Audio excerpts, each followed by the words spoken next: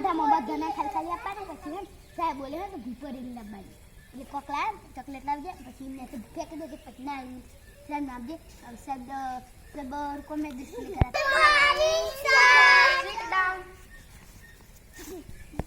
તું કપ છે તા બર્થડે હન